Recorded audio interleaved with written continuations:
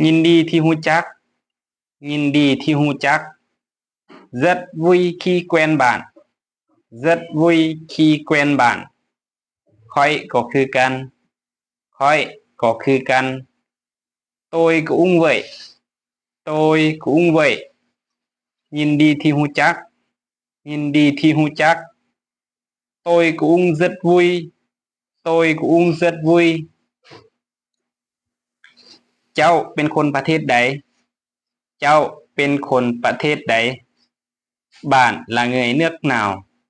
bạn là người nước nào ค่อยเป็นคนเวียดนามค่อยเป็นคนเวียดนาม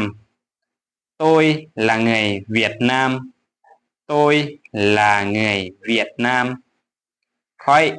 เป็นคนจีนค่อยเป็นคนจีน tôi là người Trung Quốc tôi là người Trung Quốc เจ้าอายุจักปีเจ้าอายุจักปี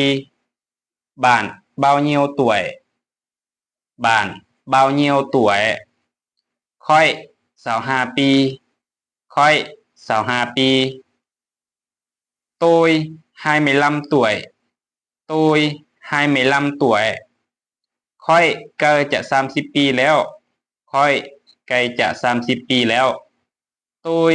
sắp 30 tuổi rồi tôi sắp 30 tuổi rồi เจ้าเฮ็ดเวียกยังเจ้าเฮ็ดเวียกงานยัง bạn làm công việc gì bạn làm công việc gì